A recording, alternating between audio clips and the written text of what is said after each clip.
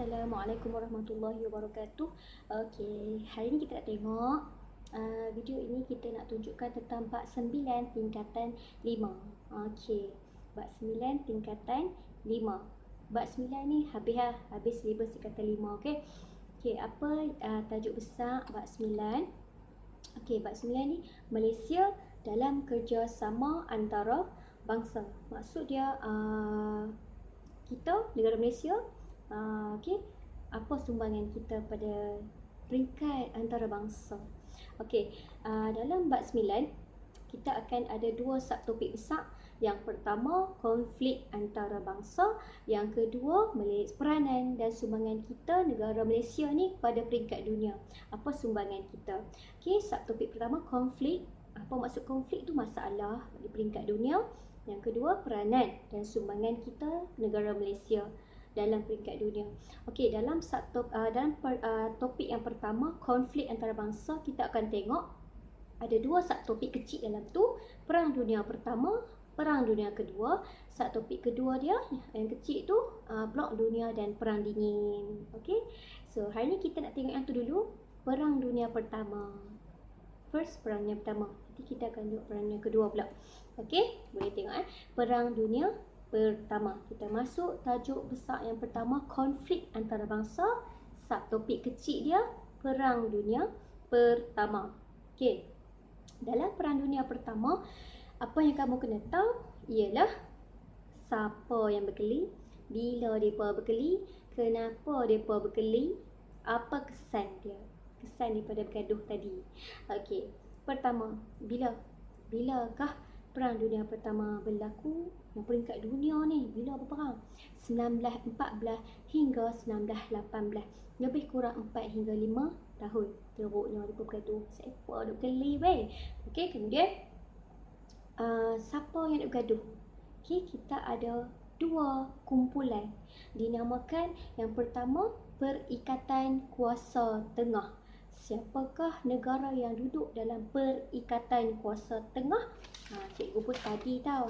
Kau campur dia. Campur pun study macam ni juga. Buat nota. Okey. Okey, Perikatan Kuasa Tengah.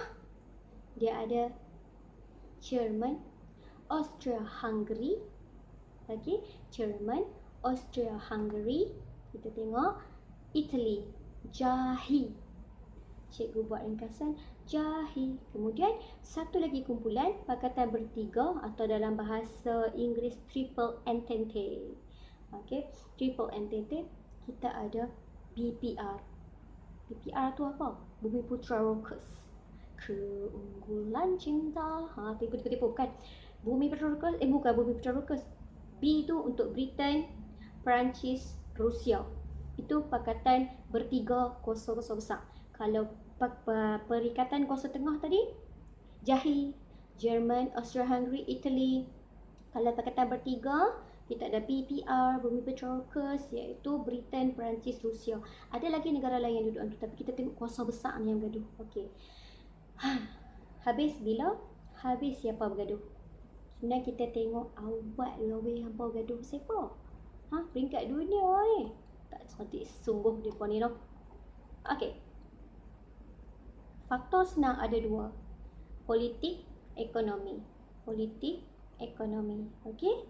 Kenapa mereka bergaduh dari segi politik? Yang pertama, okey, bermula dengan penyatuan negara-negara kecil menjadi sebuah negara yang besar. Antaranya Jerman. Jerman dia kutip negara-negara kecil semua, kita bersatu jadi sebuah negara besar. Itali pun sama, kutip negara-negara kecil jadi sebuah negara besar. Dan bila dia lahir sebagai sebuah negara besar, bersaing pula dengan negara besar yang lain. Antara negara besar yang dah bertapak kukuh ni, Britain, Perancis, Austria-Hungary dan Rusia. Nampak? Pada negara kecil dia bergabung jadi besar. So dia bersaing. So yang pertama, penyatuan negara-negara kecil menjadi sebuah negara besar. Yang kedua, so mereka nak membuktikan kuasa masing-masing. Okey, jadi berlakulah imperialisme baru. Apa maksud imperialisme baru? Penjajahan, meluaskan kuasa untuk menunjukkan mereka ini kuat.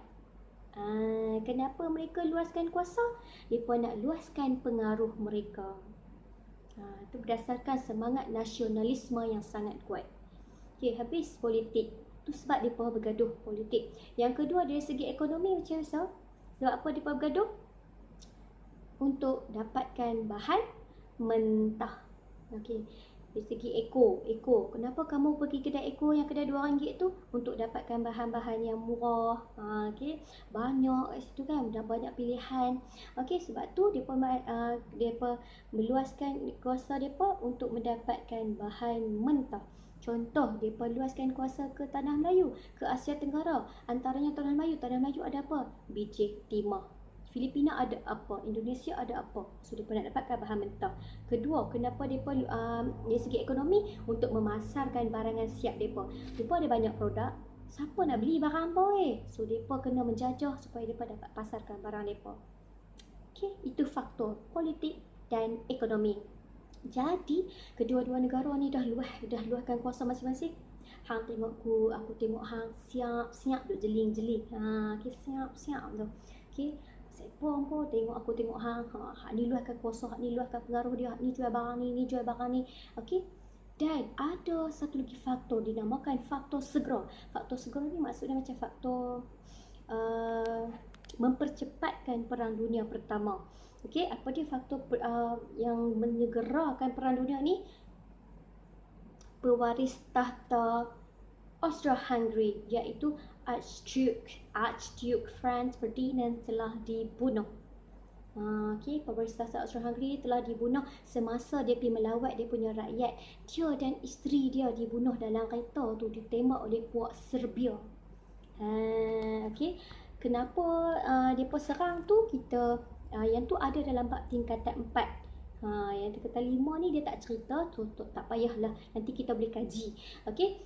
So, puak Serbia tembak pewaris tahta Austro-Hungary, mati. Okey, jadi Austro-Hungary pun riau, pewaris tahta kami telah dibunuh oleh puak Serbia. Siapa yang duk jolok, duk jadi batu api? Jerman mula.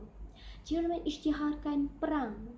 Dia nak bantu Austro-Hungary tadi tuntut bela. So, Jerman pun isytiharkan perang. Ni kita dah masuk dah ni. Okey, bagaimana berlakunya perang tersebut. Okey, tadi faktual. Jadi Jerman pun serang, dia bantu Austria ni, dia serang. Okey, mula-mula Jerman serang, lepas tu Serbia tadi yang dah bunuh pewaris tahta Austro-Hungary, siapa bantu dia? Okey, Britain dengan Perancis bantu dia. Okey, bantu untuk berperang. Okey, sorry ya, kamera tak duduk elok pun. Okey, kemudian Jerman mula dulu ni. Jerman serang. Okey, Jerman dia serang pula Perancis sebab Perancis hang tolong Serbia tadi kan. Jerman serang Perancis melalui apa? Sebuah negara yang tak mau gaduh, Belgium. Okey, dia serang, dia guna negara Belgium, lalu tanpa minta izin apa semua, lalu serang Perancis. Siapa marah? Britain marah. Britain pun masuk campur. Britain tak kuat, minta tolong siapa? Amerika Syarikat. Jerman kata, oh Amerika Syarikat hancur sekali, aku serang hang balik. Jerman pun serang kapal Amerika Syarikat. Berlangsung selama 4 tahun perang ini. Nampak? Okey. Berakhir dengan macam mana? Siapa yang tewas? Siapa yang banyak tewas? Jerman banyak kalah. Okey. Habis perang, kita tengok kesan dia. Tu saja. Perang ni hampa tengok ni je. Siapa bergaduh? Bila bergaduh? Kenapa bergaduh? Kesan dia. Kesan, okey, senang dia. Ada 3. Politik, ekonomi, sosial. Kalau sosial, kesan perang apa dia? Kesan perang senang saja. Kesan perang mestilah banyak hilang nyawa. Cukup kan? Kemudian kesan perang yang seterusnya kita tengok dari segi politik. Yang pertama, kesan perang yang pertama, menamatkan sistem beraja di Eropah. Mereka tak ada ikut pemerintahan beraja lagi. Okey. Kedua, mereka yang bergaduh ni duduk semeja buat persidangan damai. Kita nak berdamai dalam persidangan damai. Okey, kuasa-kuasa besar ni kata okey, kita buat perjanjian Versailles. Sebut bila lagu mana pun kan, nama dia perjanjian Versailles. Okey. Dalam perjanjian Versailles ni, kuasa-kuasa besar yang lain nak hukum Jerman dan negara yang telah yang memulakan peperangan ini. Siapa sampai mula, hampa kena hukum. Siapa kalah, siapa mula, dia kena hukum. Banyak dalam perjanjian Versailles yang banyak didenda ialah negara Jerman. Okey, jadi dia didenda apa? Okey, kita dalam perjanjian Versailles mengubah peta Eropah. Jerman hang kena buang negara-negara setengah negara tu jadi sebuah negara yang baru. Okey, tu perjanjian Versailles. Okey, dia keluar negara-negara yang dia dijajah, jadilah sebuah negara yang baru. Okey, Jerman kena denda. Okey, dalam politik juga tertubuhnya lepas Perang Dunia Pertama ni Liga Bangsa. Liga Bangsa untuk apa? Keamanan. Untuk nak tengok negara-negara bergaduh ni, nak bagi aman mereka ni, bagi wujudkan kerjasama. Tapi akhirnya Liga Bangsa ni pun gagal. Gagal. Habis. Tu kesan dari segi politik. Ekonomi pula, of course lah, negara-negara yang berperang ni akan mengalami hutang yang tinggi, kadar inflasi apa semua, sebab mereka dah habis banyak duit, berbilion-bilion untuk berperang. Okey, cerdik sangat kan. Okey, jadi antara negara yang banyak melabuk lah, banyak habis duit ni, Britain. Okey, Pakatan Bertiga sekurang-kurangnya habis 125 bilion. Okey, Perikatan Kuasa Tengah 60 bilion untuk berperang saja. Bazia lah mereka ni. Jadi semua negara yang lawan tadi semua tak ada duit dah, tak ada duit. Okey, so mereka pun duduk senyap siksat.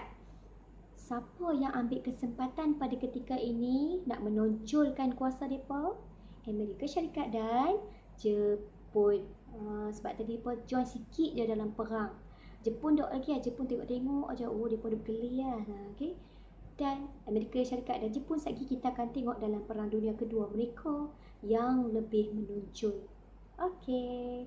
Habis Perang Dunia Pertama. Saya harap anak-anak faham. Terima kasih.